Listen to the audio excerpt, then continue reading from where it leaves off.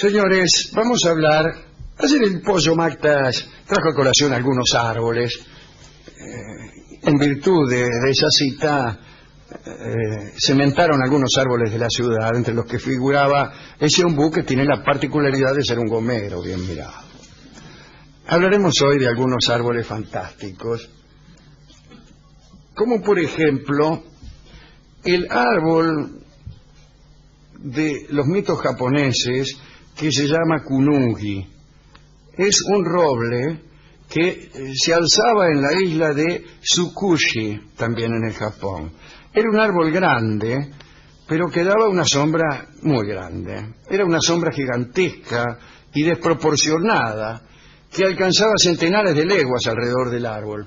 Es decir, el árbol era enorme, pero la sombra era desmesurada. Los habitantes de aquella isla creían vivir siempre en días nublados, pero no, en verdad, era la sombra del kunugi.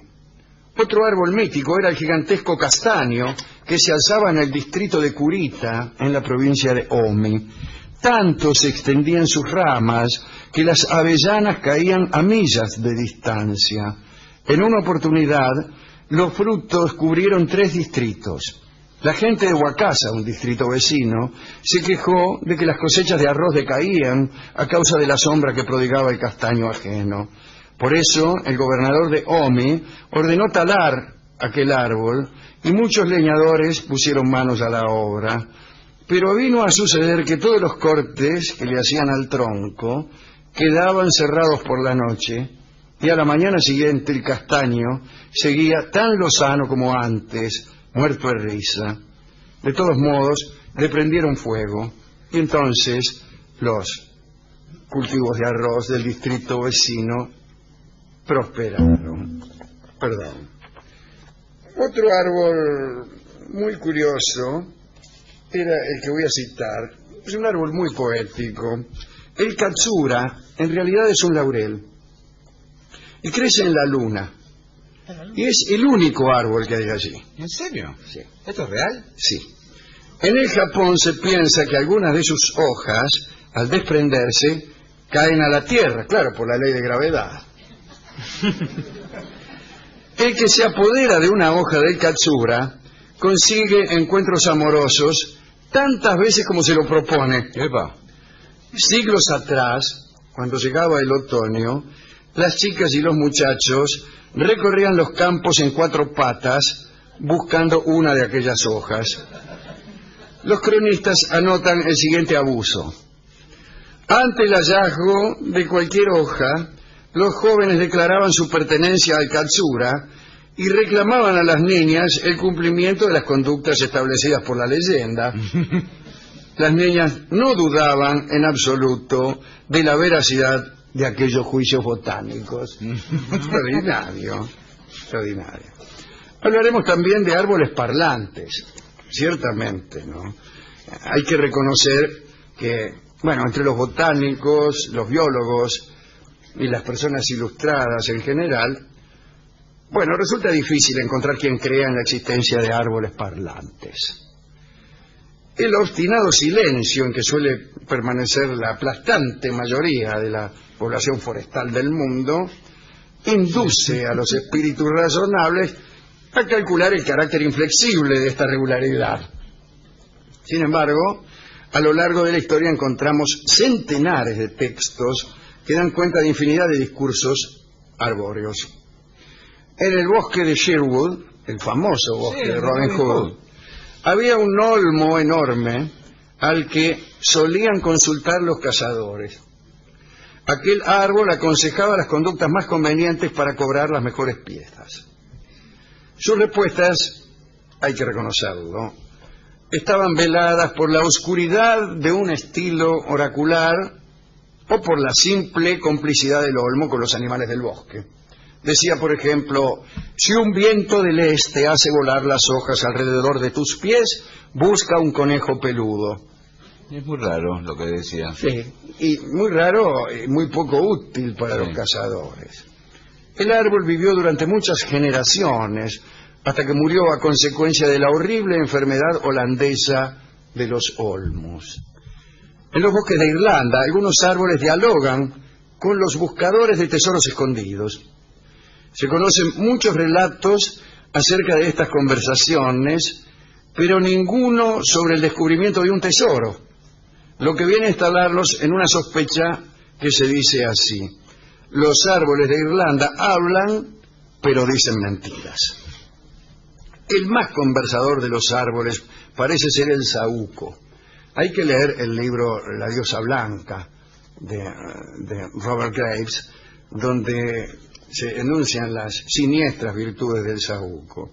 Las brujas y los hechiceros suelen oír las enseñanzas del árbol, enseñanzas que permiten elaborar ungüentos y pociones con las flores y la madera del propio maestro, el saúco. Los poderes mágicos del saúco provienen quizá del infierno. Judas Iscariote se ahorcó colgándose de uno de estos árboles que pertenecen a la familia de las higueras. Atención. Con su madera se construyen las estacas para atravesar corazones de vampiro, las varitas mágicas y toda clase de herramientas de hechicería. Sin embargo, el árbol se encarga de advertir enérgicamente a los que desean emprender otras construcciones. Si usted empieza a construir una cuna con madera de saúco, la madera le dice: un niño no se cría bien en una cuna de saúco. Una casa de esta madera no puede conocer la prosperidad, y otras advertencias por el estilo. De la misma desventurada estirpe es el upas, cuyo nombre en javanés significa veneno. Los primeros viajeros que llegaron a las islas Sonda dictaminaron que aquel árbol era tan venenoso que apestaba un área de 30 kilómetros alrededor de su tronco. Ningún animal podía ingresar en ese círculo sin morir inmediatamente, y el veneno no dejaba rastros. Los exploradores adivinaban la proximidad de un upas al descubrir esqueletos esparcidos por el suelo, pero esta alarma resultaba tardía. Muy pronto la sangre hervía en los oídos de los viajeros, su respiración se cortaba y finalmente morían. Al parecer, el upas era un árbol locuaz, hablaba, pero no era posible acercarse lo suficiente para escucharlo.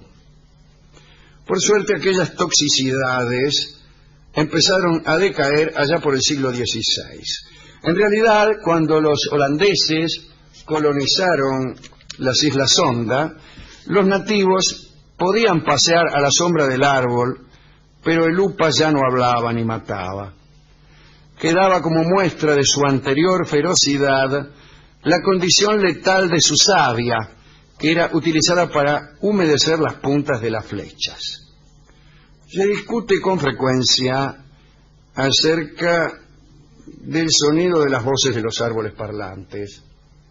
Previsiblemente se las compara con suspiros, murmullos y brisas, porque tal metáfora facilita al escéptico atribuir cada frase al viento y a la imaginación de los paseantes. Sin embargo, hay quien sostiene que los árboles no hablan por sí mismos, sino que están invadidos por espíritus que viven en sus troncos, o que no son verdaderos árboles, sino personas que han sido víctimas de algún sortilegio. El dios Apolo cortejaba a la ninfa Dafne del modo más explícito y vulgar, de suerte que ella solo podía evitar el encuentro amoroso huyendo a la gran carrera. Una tarde, agotadas sus fuerzas e inminente la violación, la ninfa pidió a su padre, el dios río Peneo, que acudiera en su ayuda. Peneo la convirtió en laurel, que en griego se dice Dafne. Hoy los escépticos se rehúsan a pasmarse ante la elocuencia de los laureles. Dicen que en verdad la que habla es Dafne. A veces debemos reconocerlo, los árboles hablan en virtud de un fraude liso y llano. En las afueras de Biblos, un cedro daba respuestas oraculares. Miles de peregrinos llegaban hasta el lugar como suplicantes para oír la voz del vegetal que hablaba por inspiración divina. Ofrendas de toda clase se amontonaban en un templete vecino, custodiado por los sacerdotes de Baal. En el siglo V el árbol se murió, o fue partido por un rayo, y quedó al descubierto una oquedad que usaban los sacerdotes para instalarse en el interior del árbol y hacer falsos vaticinios. Antes de terminar, quiero decir que a lo mejor seguimos con esta colección de árboles maravillosos y con una discusión que continúa, la del saúco. Todos dicen que Judas Iscariote se ahorcó en una higuera. Bueno, un saúco es de la familia de las higueras. Pero casi todos estamos contestes en señalar que el árbol de la sabiduría, aquel que ocasionó el desalojo de Adán y su señora del paraíso, era un manzano. Claro. ¿Y si ya arrancaron la manzana? Ahí está donde no lo sabemos. Hay una discusión erudita instalada por Robert Graves en La diosa blanca, y a lo mejor un día de estos vemos qué clase de árbol era ese. ¿Pero puede dar algún anticipo? No, el anticipo sería todo. Muy bien. ¿A quién dedicar esta charla? Bueno, al Pollo Mactas, que trajo la inquietud de árboles maravillosos, o de árboles. Estos son maravillosos, los del Pollo no, eran árboles existentes, me parece recordar. Pero tenemos por ahí algunos árboles de fantasía. A mí, ¿cuál me gustó más? No me acuerdo cuál me gustó más. Ah, sí, el Katsura. Aquel laurel instalado en la luna, cuyas hojas otorgan un poder infalible de seducción. Y es muy probable que ahora, al salir de aquí, Ojalá al salir de aquí, Dios lo escuche. una hojita del Katsura venga cayendo despacio desde la luna, ya que si la luna está en lo alto, las hojas de ese laurel siempre tienden a caer hacia la tierra, como todos sabemos. Ojalá que al salir una hojita del Katsura venga cayendo y nos pegue en el hombro y podamos guardarla para anotarnos alguna memorable victoria en terrenos amorosos. Yo particularmente no anoto otra cosa que derrotas, porque he resuelto, por empezar, no intentar los triunfos fáciles. Ese es el único y lamentable orgullo que puedo exhibir. Era lo que hablamos el otro día. Exactamente. No anoto triunfos fáciles. Solamente quiero victorias emocionantes y desproporcionadas. Voy 0. Bueno. Pero voy en busca del Katsura. Pero entonces, si usted ve una hoja de Katsura en este momento, ¿no la recoge? Sí, claro que sí, porque esa es la única cosa que garantiza una victoria grande. Lo que no recojo, si me permite la expresión, Sí. es lo que a menudo en la feria parece de fácil acceso, simplemente por no ser de mucha demanda ajena. Tal como yo, que soy un hombre poco demandado. Dedico esta charla entonces a aquellos que prefieren la derrota al triunfo fácil. Hemos de escuchar a don Atahualpa Yupanqui en la bellísima canción que lleva por título El árbol que tú olvidaste. Canción que tiene que ver... No tiene nada que ver, discúlpeme. No, en este caso sí. Me parece que por única vez tiene que ver no solo con estos árboles místicos, sino con lo que hemos estado hablando en el último tramo. El árbol que tú olvidaste siempre se acuerda de ti, dice Atahualpa.